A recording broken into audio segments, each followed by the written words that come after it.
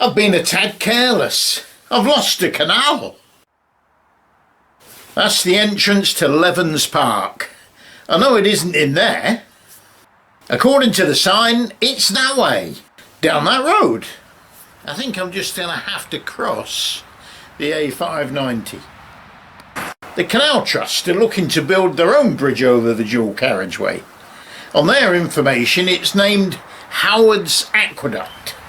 Although who or what Howard is, I have no idea.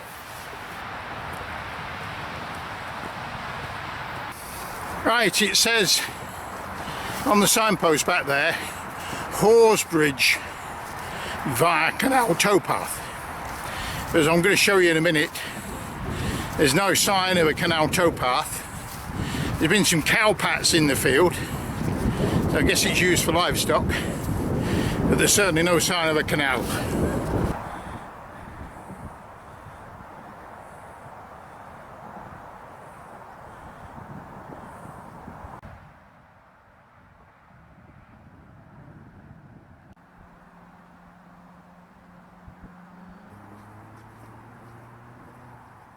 Aha! What do I spy near yonder trees? 'Tis a canal bridge! Every cow field should have one.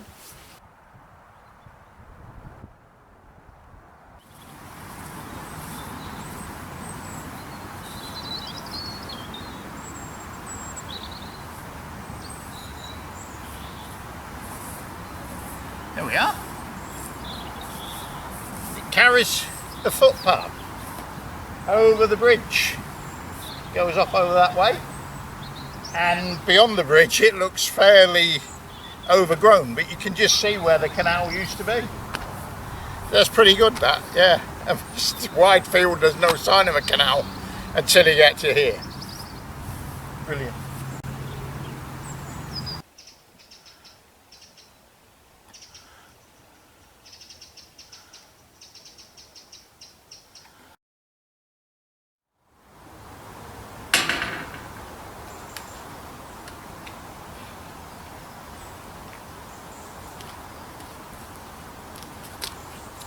Now we've got canal bed again.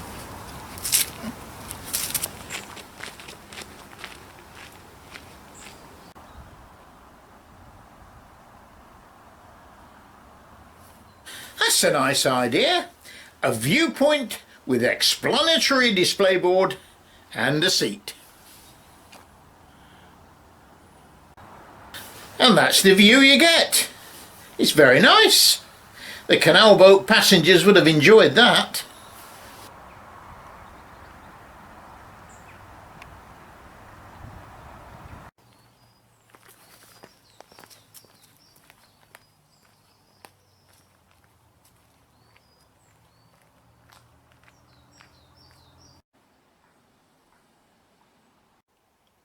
We're approaching the village of Sedgwick.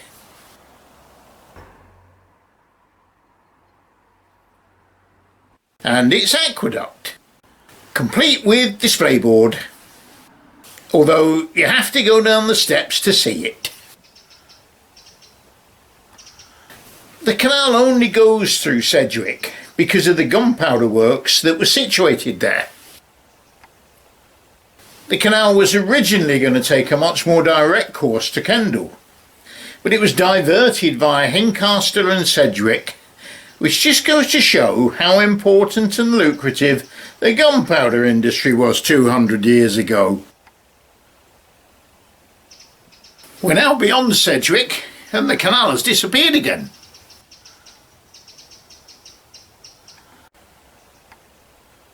We're very much in farming country.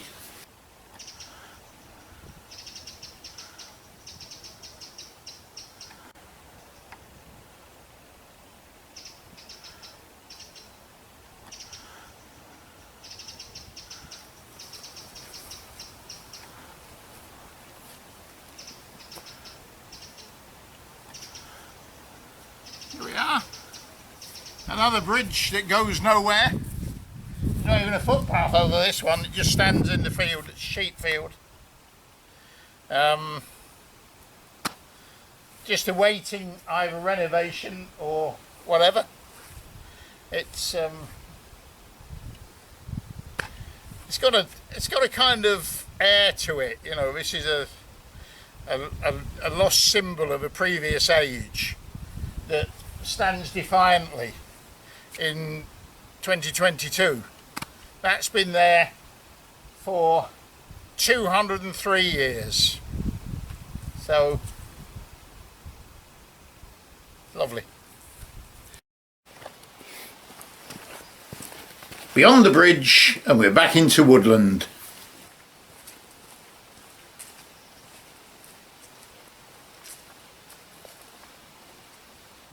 This is bridge 180. Looking very well preserved. Hey up, I've managed to lose it again. Where's the canal gone?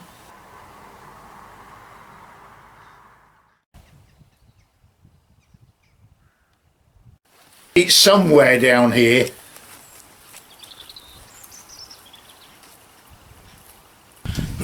Back in the field after that last bridge 180, and although the path is fairly clear, because what you do is you take the lowest, you know, canals are not going to go up hills, so you just kind of follow the lowest part of the field, and it seems to skirt this one. Bit of a low tree there, and then but I can't see any more sign of a canal. I've got a wall, got fields, nice views, trees and a little hill to my right. Very pleasant rolling countryside. This is beautiful, and no sounds of motorways, cars, traffic, the lot. It's all gone. It's beautiful.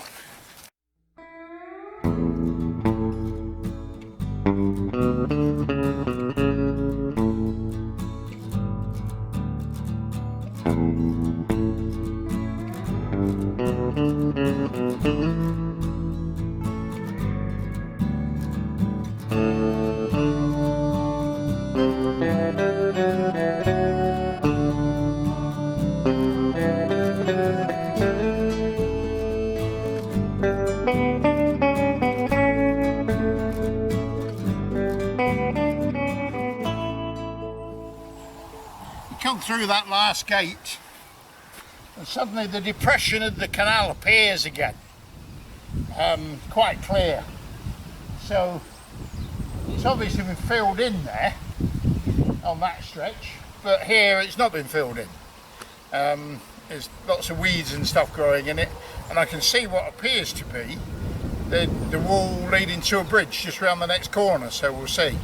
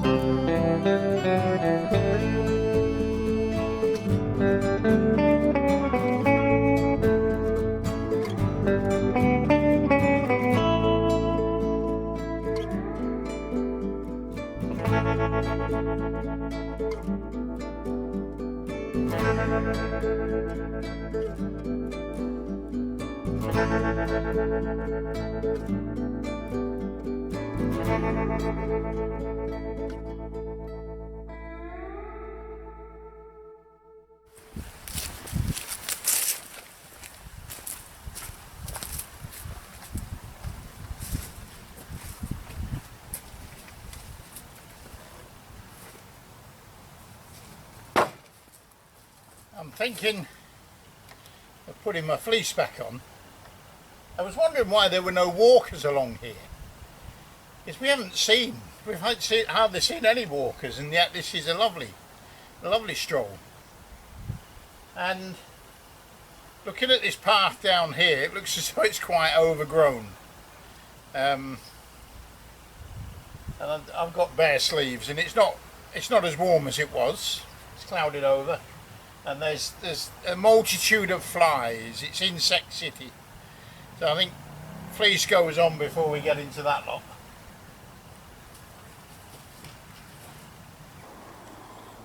There we are, just over the fence to my right. There's a line of red posts, and actually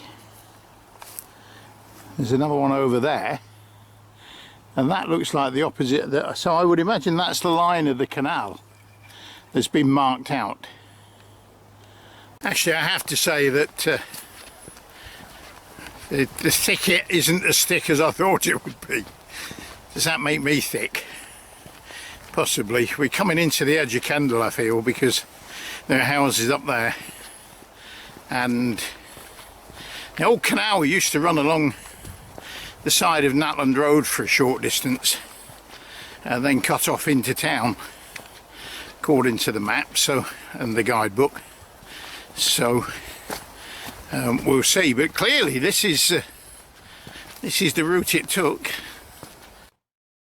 We're right on the edge of Kendal, but the key question is how much of the old canal is left and how easy will it be to follow it? Turns out it's United Utilities doing some work. So they put a couple of safety gates across the path. Beyond them, the route continues as before. This is Natland Road, and the sign is pointing to an off-road footpath. But is it the canal or just a footpath? A short distance down the path and we have the answer. That looks like a canal bridge. So we are clearly on the old canal towpath. No, there's no number on that bridge, but I would imagine it leads to Rinkfield. Serves the Rinkfield estate with the houses over there. There was a chap walking over it, so clearly a good footpath and a road, I think. And also what we've got to our right is clearly the depression, and the shape of the depression says clearly this was the canal. I'm approaching the A65 as it heads into Kendal. Underneath the modern road bridge is the old canal bridge. The plan is to simply dig it out again. Across the road we go, and on the other side the canal path continues, and this time it's wider, forming a safe off-the-road alternative for walkers and cyclists. Another canal bridge, and one with a difference. As the boats came out to Kendal, the towpath changed sides. The horses came up this side, crossed the bridge, and went back down the other side to go under the bridge and then continue on their journey. You know, apart from those two bridges, there's nothing to show that this is actually the route to the old canal. This is Parkside Road. The Canal Trust want to put a movable bridge here. Building it might cause a certain amount of disruption. Beyond the crossing, and there's still no indication that we're on the old towpath. What we have is a valuable off-road walking route towards the town centre, carving its way past storage areas and the like. I think it's rather good. It's connecting parts of the town in an environmentally friendly way.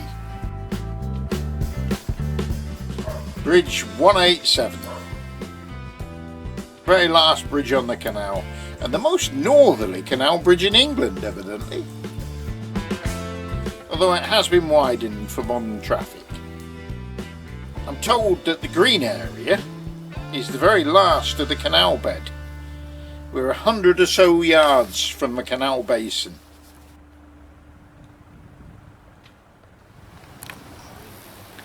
And here we are.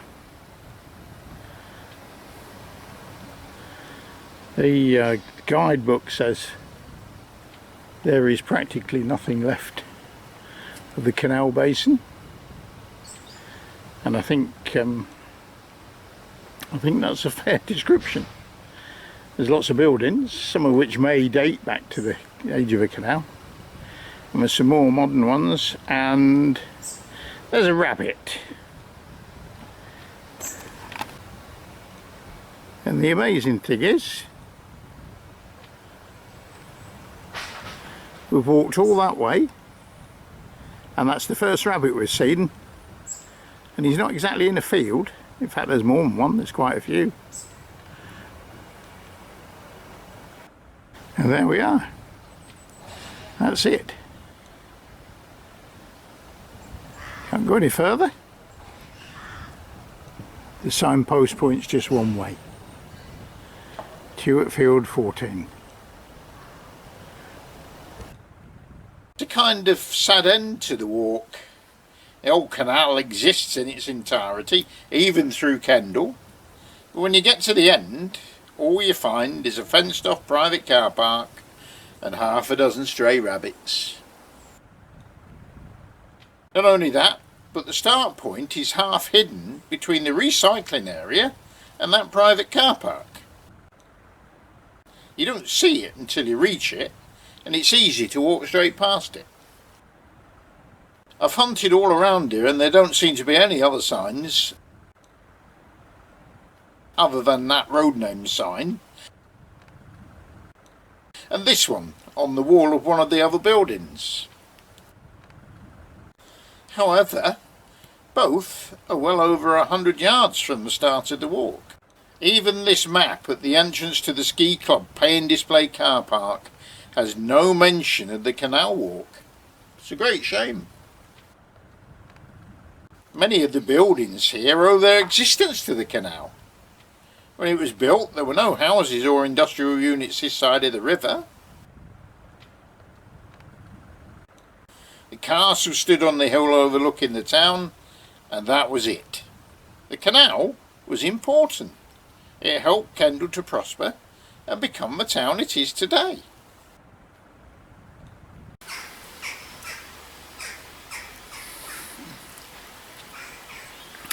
There, I'm out of water just in time. There's an irony to that if you think about it. That was an enjoyable walk, I have to say. I've come a little way away here, away from the hustle and bustle of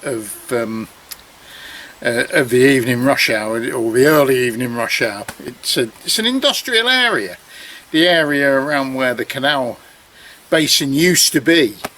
No sign of the canal, but there's plenty of workplaces there and plenty of people coming and going. So it's I've just come away more towards the castle.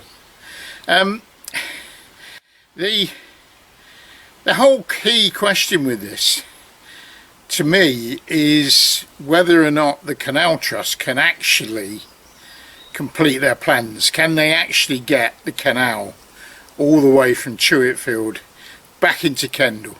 I know canal enthusiasts would absolutely love to see a canal boat mooring up in the canal basin in Kendal. Re I think there are two issues. I think, first of all, can it be done? Can it physically be done? Is it physically possible to reinstate the canal? Bridges can be built. Aqueducts can be built. That's not a problem. You can dig the old canal bed out. What is an issue is, can it be paid for? And also, is the political support there for it? Paying for it will involve a lot of money. We are talking about building 3 tunnels under the M6, an aqueduct over the A590. We're talking about digging out something like, what, 8 miles of new canal, and particularly as you come into Kendal, they've got to dig through the A65, they've got to put a bridge over Parkside Road. These are big ticket jobs. Just down the way, there's the new bridge that's just been put in over the river, and it's a footbridge, and it's cost £2 million to put that in. If one footbridge over a river costs £2 million, what's the canal going to cost? See, and it's going to go up every year. It's going to go up. So the other thing is the political will to do it. Is the political will still there? I've spoken to some people as we've been coming along. Not everybody is actually that enthusiastic about the old canal being put back in place. So it's not a done thing. It's not that everybody wants it.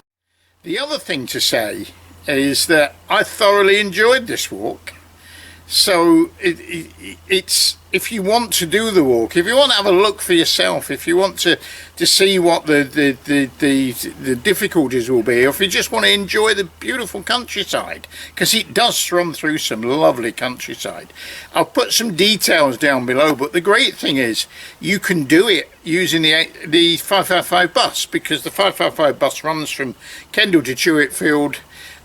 So you can take one and do what I've done. My car's down at Tewitfield now. I'm going to go and get a 555 and go and get it. The 555 bus goes through home, so you could walk from Tewitfield to home. And in addition to that, when you get to the part where the trail walks past Levens Park, if you cut across Levens Park, you're actually at Levens Bridge, and the 555 bus runs through there. In fact, I'll put that in the description below, just to help you. I'm off to replenish some water somewhere, and to find the public loo, and then to get the bus back to Tewitfield to pick up my car. I hope you enjoyed that. There will be more, but as you see, this one's been a bit different to the last ones. I'm not on a hill there, and you never know what the next one might be. Whatever you do, stay safe and keep walking.